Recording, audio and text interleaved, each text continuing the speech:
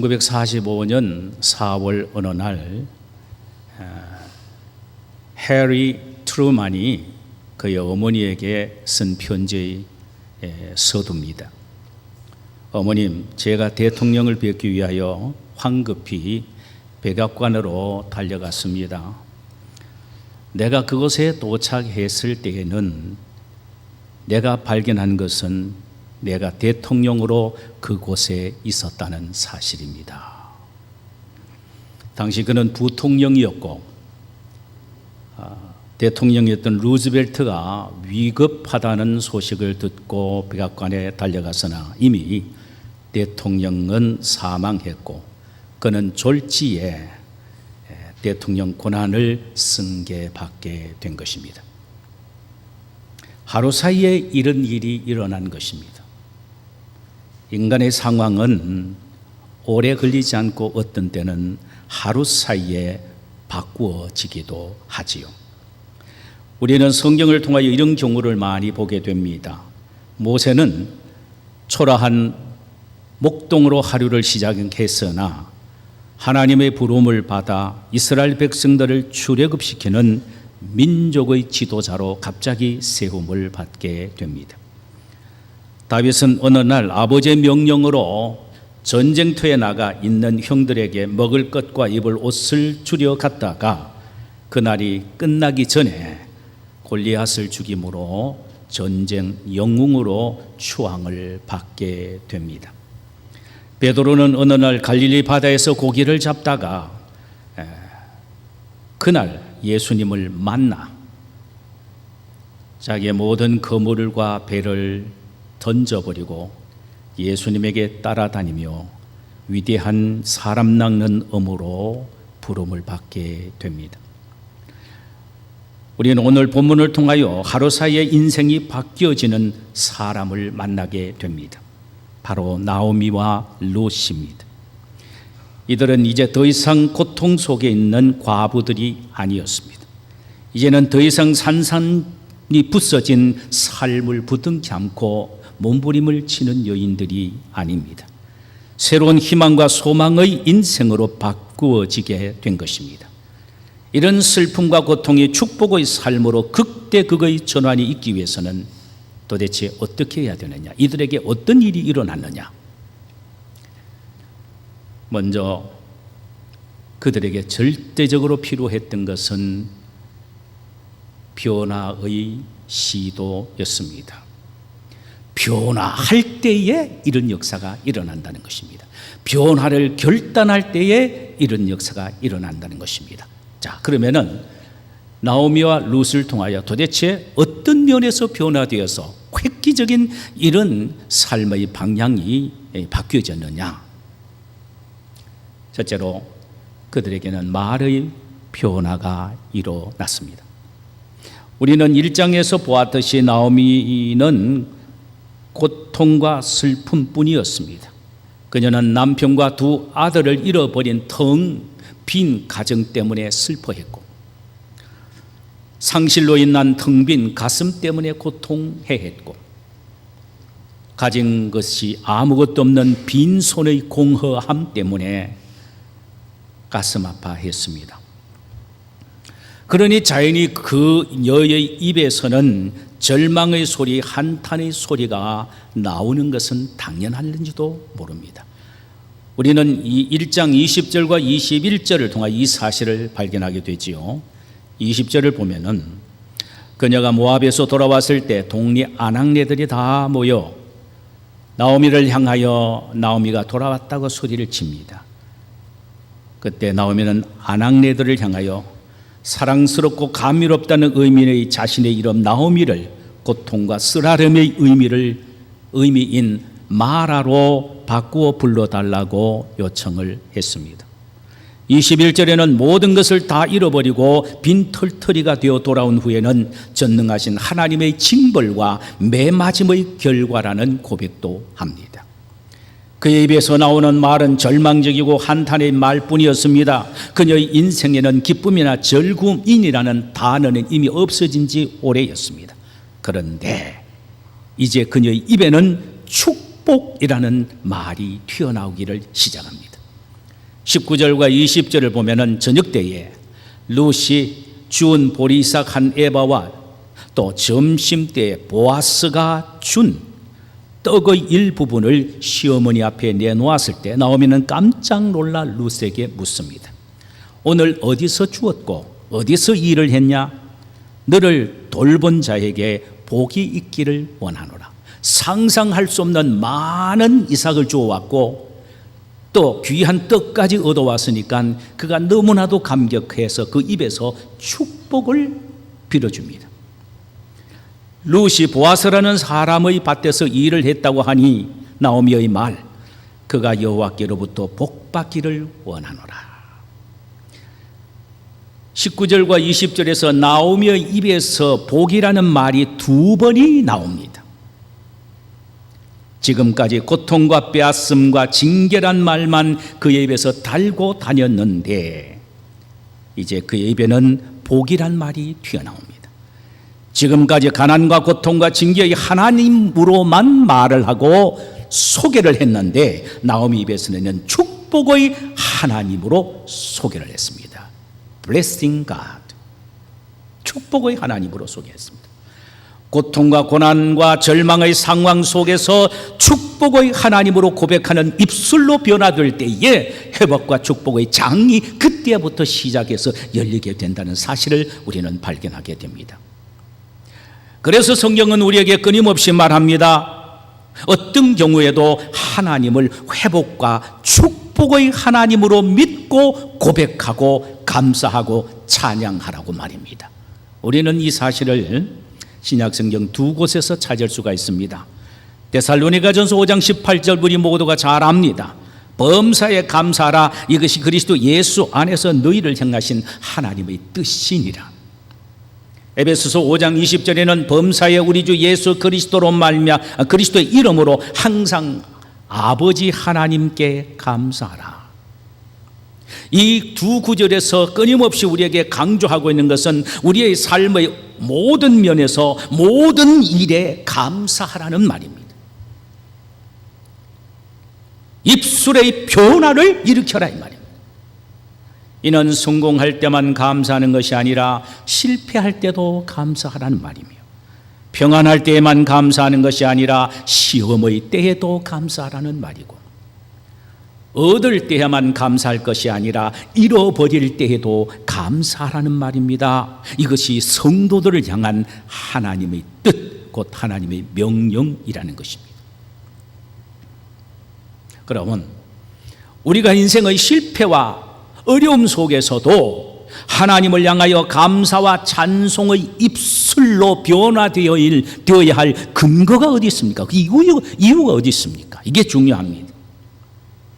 여기에 대한 사도 바울의 명쾌한 대답을 우리가 한번 들어보십시다. 로마서 8장 28절입니다. 우리가 알거니와 하나님을 사랑하는 자 곧 그 뜻대로 부르심을 입은 자들에게는 모든 것이 합력하여 선을 이루느니라. 여기에 모든 것이 합력해서 선은 이룬다는 이 말씀에 우리가 주목을 해야 합니다. 왜냐하면 우리에게 일어나는 모든 것이 선이다라는 의미는 아닙니다. 우리가 당하는 실패, 선이 아닙니다. 우리가 겪고 있는 좌절, 선이 아닙니다. 우리의 상실, 선이 아닙니다. 그건 악입니다. 우리가 겪고 있는 질병, 그건 선이 아니고 육적인 악입니다. 그렇다면 이 말씀의 의미가 무엇입니까? 모든 것이 합력해서 최선의 결과를 만들어낸다는 의미입니다.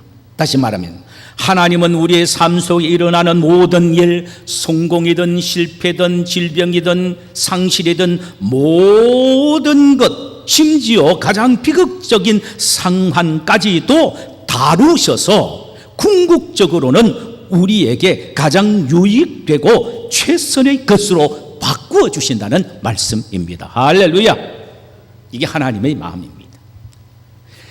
지금 실패하고 절망적이고 어렵고 고통스러운 상황, 도저히 찬송과 감사를 드릴 수가 없는 지경이지요. 그러나 그것이 선이 아닙니다. 우리가 분명히 확신할 것은 우리가 하나님의 아들과 딸이기 때문에 하나님은 그 모든 실패와 아픔과 비극을 한데 묶어서 어울려서 결국 우리 자신에게 최선이 되게, 제일 좋게, 최고 유익이 되게, 베스트가 되게 만들어 주신다는 말입니다. 이것을 믿게 될 때, 이 사실을 확신하게 될 때, 지금 아무리 힘들고 어려워도 우리는 우리 입술이 찬양과 감사로 바뀌어질 수가 있게 된다는 것입니다. 문제는 뭐냐? 어떤 마음과 믿음의 태도로 우리가 지금 당하고 있는 어려움을 맞이할 것인가라는 것입니다. 그게 이제 믿음이 있고 없고가 결정이 되는 것입니다. 안타까운 것은요, 본문의 나오미는 이것을 처음에는 몰랐습니다.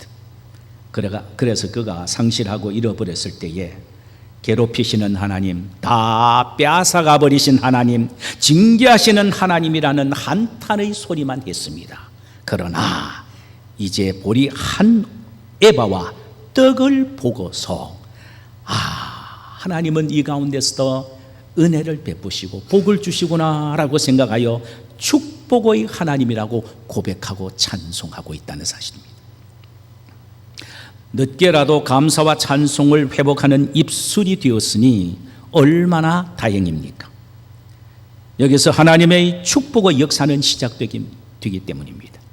여러분, 이 말씀을 통하여 하나님은 오늘날 또 우리에게 하시는 메시지가 무엇입니까? 너희들은 이 사실을 보고 아무리 절망스럽고 어렵고 힘드는 상황에 있다 할지라도 입술의 열매로 감사와 찬양으로 변화되어라. 그리하면 너희들의 삶이 그 입술의 열매대로 바뀌어지게 될 것이다.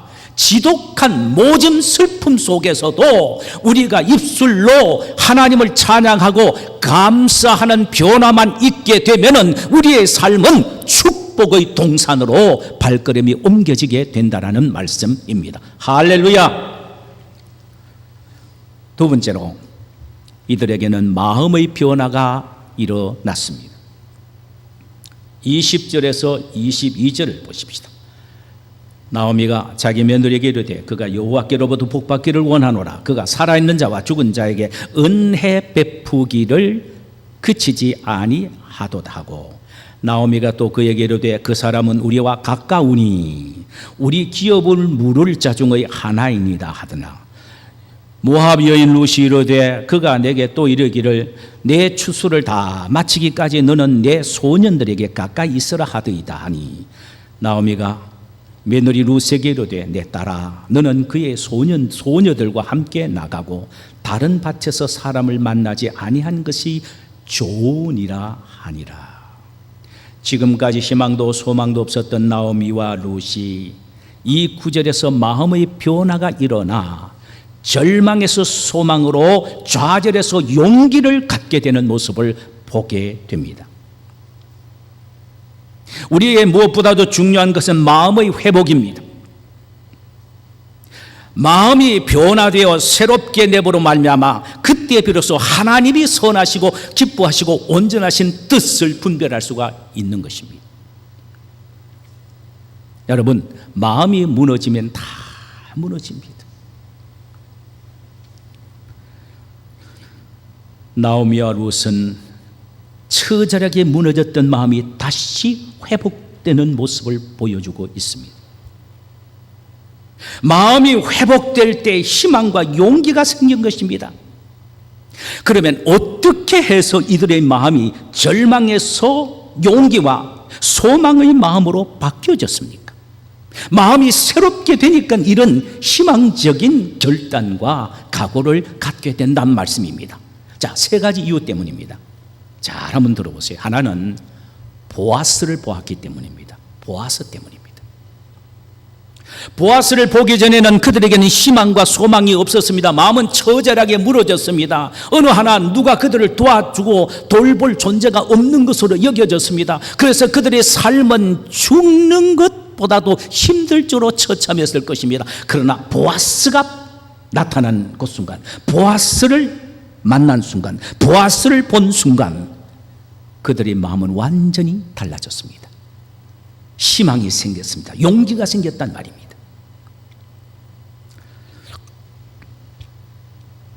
루시 나오미에게 오늘 자신의 밭에서 일을 하게 하고 먹을 것까지 준 사람, 이 보아스 이야기를 들었을 때에 나오미는 룻에게 그 사람은 우리와 가까우니 기업 물을 자 중의 하나라는 말을 합니다.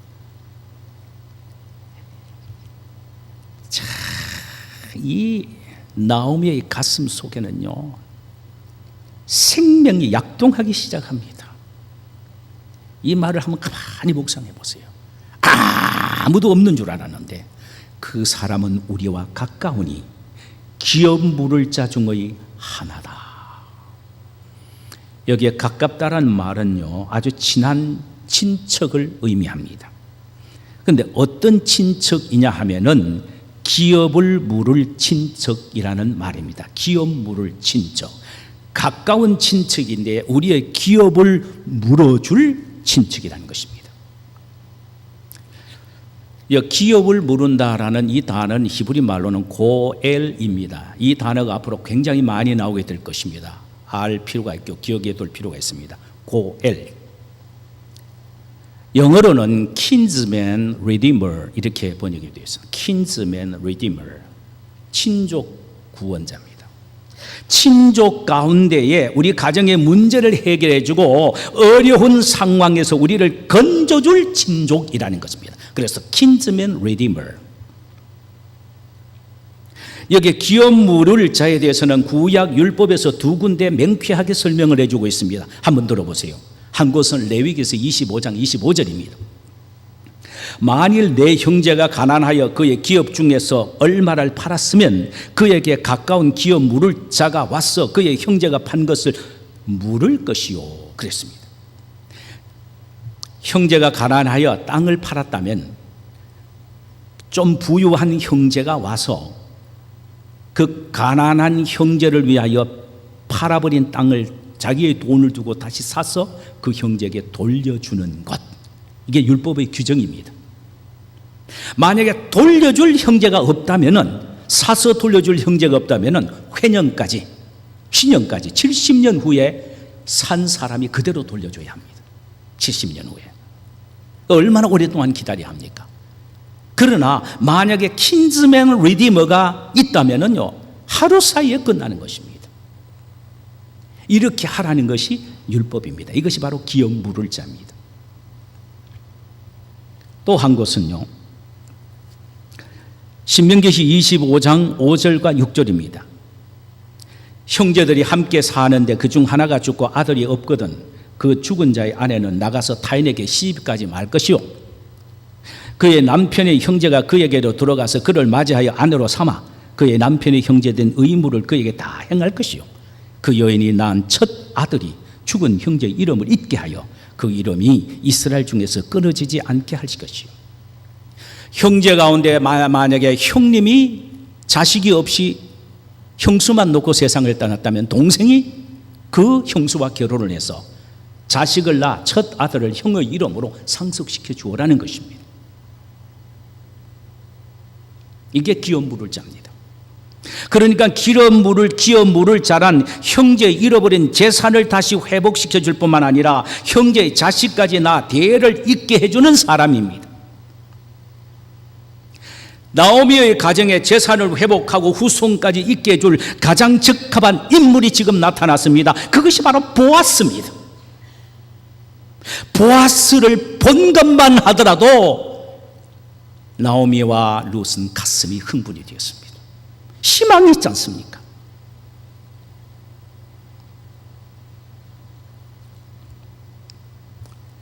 지금까지 이들은 처절하게 몰락한 자신의 가정만 바라보았고 그것을 바라보았을 때 절망하고 좌절할 수밖에 없었습니다. 그러나 이제는 자신의 가정을 다시 회복시켜주고 대를 이어줄 보아스를 보니까 살아가려는 욕망이 있고 살아야 되겠다는 의지가 생긴 것입니다.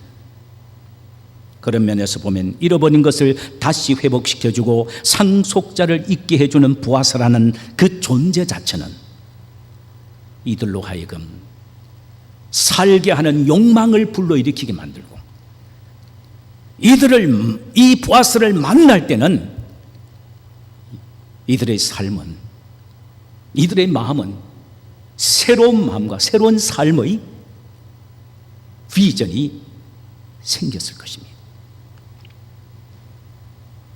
두 번째로 그들은 보아스의 일을 보았기 때문에 보아스가 하는 일을 보았기에 그는 용기와 희망이 생긴 것입니다.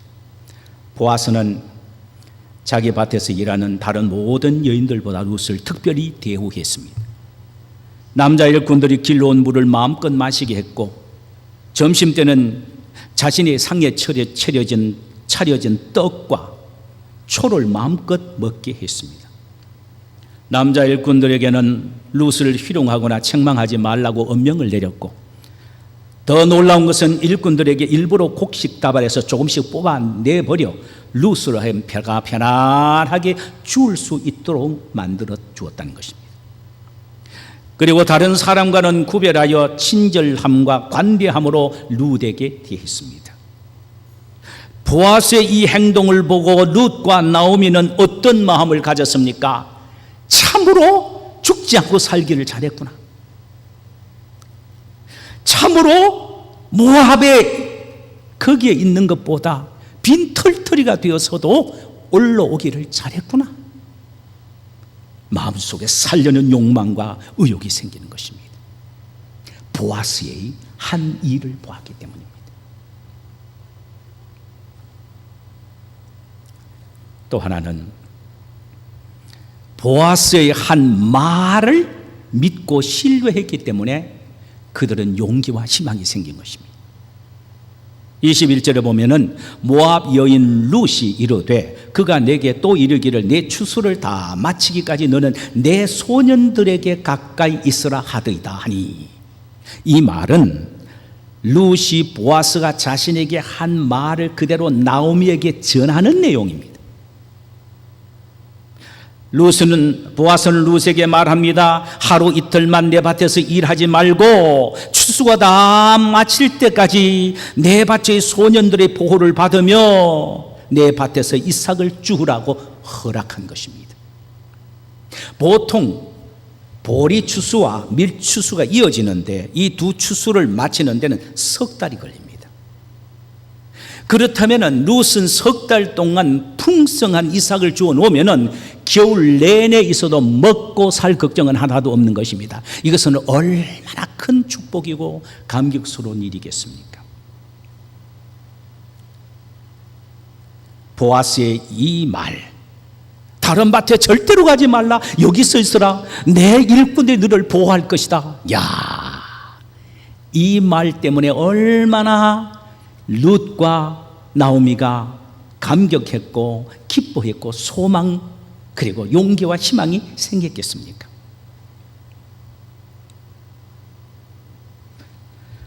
극도의 슬픔과 고통 속에서도 나오미와 룻이 새로운 용기와 희망의 마음을 갖고 축복의 길로 올라가게 된 결정적인 계기는 자기의 고열이 되는 보아스를 보았기 때문이고 룻을 보호하고 공급하는 보아스의 행동을 보았기 때문이고 끝까지 책임지겠다는 보아스의 말을 신뢰했기 때문입니다. 자, 그렇다면 이제 우리가 결론적으로 생각해야 될 것이 있습니다.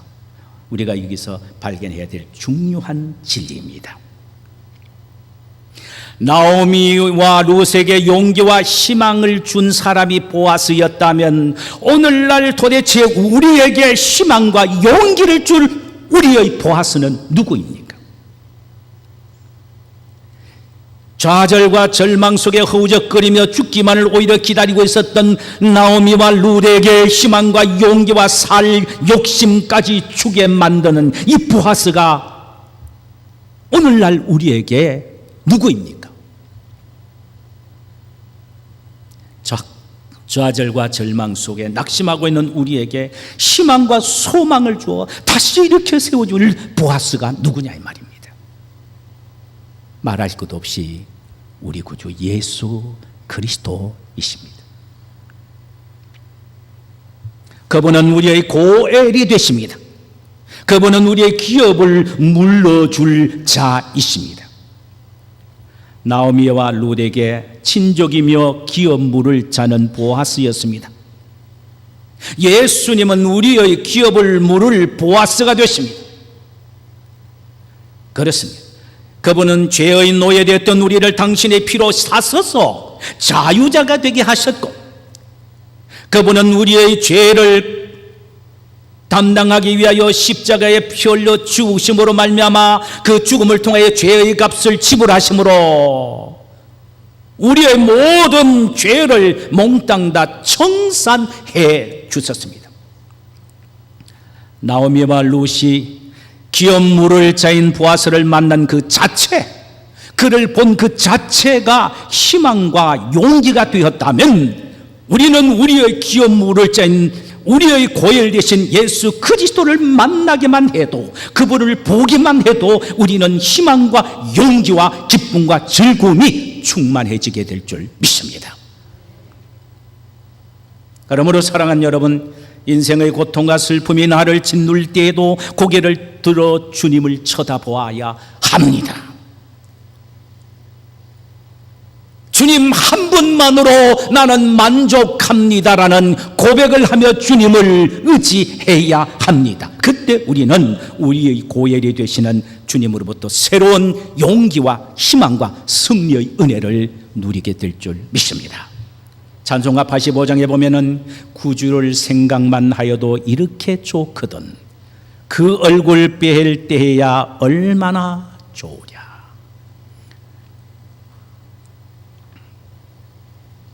또 생각해 볼 것은, 나오미와 룻은 보아스가 행하는 일 때문에 절망 속에서도 용기와 희망이 생겼다고 말씀을 드렸습니다.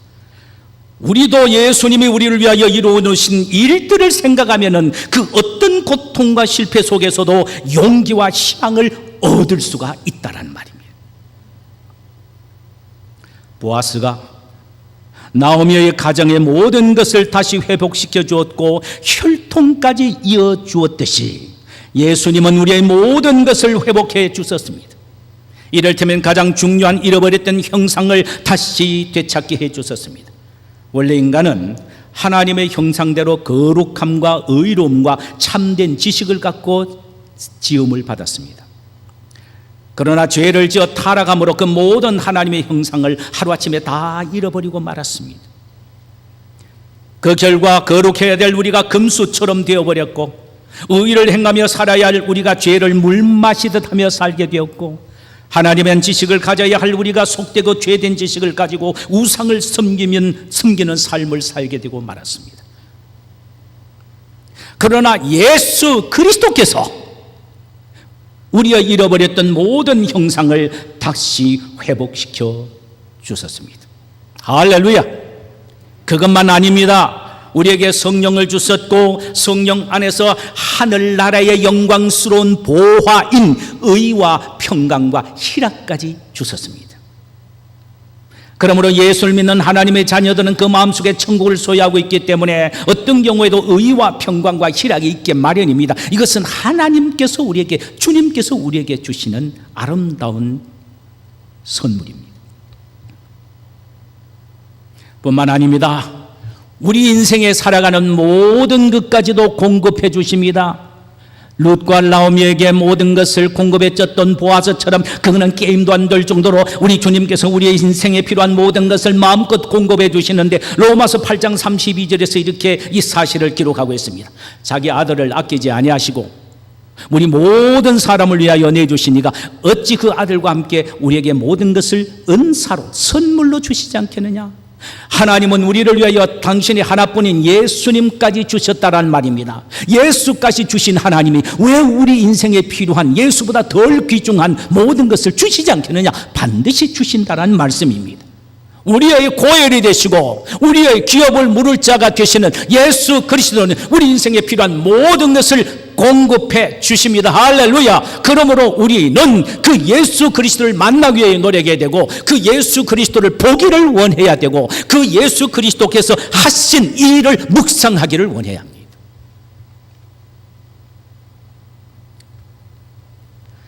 또 하나님은 예수 그리스도 안에서 우리를 천국의 상속자가 되게 해주셨습니다. 보아스가 엘리멜렉의 가정의 후사를 연결시켜 이어주었듯 예수 그리스도는 하나님만에서 우리를 하나님의 자녀로 천국을 누릴 수 있는 상속자로 만들어 주셨습니다. 옛날에는 마귀의 자식이었으나 이제는 예수 안에서 하나님의 자녀가 되게 하셨고, 옛날에는 죄악 속에서 죄의 종이 됐던 우리가 이제는 하나님의 의로운 백성이 되게 하셨습니다. 그래서 천국의 상속자가 되게 한 것입니다. 예수님이 우리의 기업을 물으신 리드머가 되시기 때문입니다. 그러므로 우리는 아무리 어려운 상황 속에서도 희망과 소망을 갖고 살아갈 수가 있습니다. 마지막으로 절망과 고통 속에 있는 룻이 내가 너를 지키겠다, 내가 너를 보호하겠다, 내가 너를 책임지겠다는 보아스의 말을 들었을 때에 새로운 용기와 희망이 생겼듯이 예수님의 성경 말씀인 예수님의 말씀 전체를 통하여 우리에게 끊임없이 약속하신 약속의 말씀, 내가 너와 함께한다, 내가 너를 지킨다, 내가 너를 보호한다, 내가 너를 공급한다라는 이 약속의 말씀을 우리가 마음속에 믿고 지키게 된다면은 이 말씀이 우리에게 새로운 희망과 용기와 승리와 능력을 갖게 합니다. 할렐루야. 여러분, 어떤 경우에도 하나님은 우리를 결코 포기하지 않으십니다. 어떤 절망과 환난과 역경 속에 우리가 있다 할지라도 절대로 하나님은 우리를 포기하지 않습니다. 지키시고 보호하시고 책임지십니다. 할렐루야. 이 사실을 로마서 8장 35절 이하에서 이렇게 사도 바울은 소리쳐 외칩니다. 누가 우리를 그리스도의 사랑에서 끊으리요? 환난이나 곤고나 비박이나 기근이나 적신이나 위험이나 가리랴. 기록된 바 우리가 종일 주를 위하여 죽임을 당케 되며 도살할 양과 같이 여김을 받았나이다 함과 같으니라. 그러나 이 모든 일에 우리를 사랑하시는 이로 말미암아 우리가 넉넉히 이기느니라. 할렐루야. 하나님의 사랑의 줄이 우리를 완전히 얽어서 보호하고 지키고 있기 때문에 어떠한 죽음과 고통과 환난 속에서도 우리는 이기되 억지로 이기는 것이 아니고 넉넉히 이긴다, 천하무적이 된다라는 말씀입니다. 할렐루야. 사랑하는 여러분, 보아스는 예수 그리스도의 그림자로서 나오미의 불완전한 기업 물을 자, 불완전한 고엘이었습니다. 그러나 우리 주 예수님은 완전하고 영원한 우리의 기업을 물을 자요 고엘이 되십니다. 이분은 우리를 다시 회복시키시고 다시 일으켜 세우시는 우리의 영원한 고엘이 되시기 위하여 육신의 몸을 입고 이 세상에 오셨습니다. 그러므로 우리는 예수님 때문에 극한 슬픔과 실패 속에서도 축복의 동산으로 올라갈 수 있습니다. 할렐루야. 그러기 위해서는 우리는 회복과 축복의 하나님을 입으로 고백하는, 그리고 찬양하는, 감사하는 입술의 변화를 의도적으로 시도해야 합니다. 안 된다, 죽겠다 하면 계속 죽는 거예요. 그 상황에서 찬송합니다, 감사합니다 자꾸 고백하면 우리 입술의 변화가 일어나는 겁니다. 그리 할 때 절망 속에서도 용기와 희망이 생긴다라는 말씀입니다. 마음의 변화를 위해서는 우리의 고열이 되신 예수님을 끊임없이 쳐다보아야 합니다. 그리고 예수님이 우리를 위하여 행하신 십자가의 모든 사건들에 대한 말씀, 그 행동을 묵상하는 겁니다. 주님이 나를 위하여 십자가를 지고 죽으시고 부활하시고 그로 말미암아 나에게 영생을 주신 주님의 위대한 업적들을 우리가 바라봐야 합니다. 병든 자를 일으키신 예수님을 바라봐야 하고 귀신을 내어 쫓으신 예수님의 능력을 바라봐야 합니다. 그 위대한 행동이 예수 그리스도 안에서 바로 오늘날 나에게 주시기로 약속한 약속이라는 사실을 믿음으로 받아들일 때에 우리의 심령 속에 용기와 희망이 생기는 것입니다.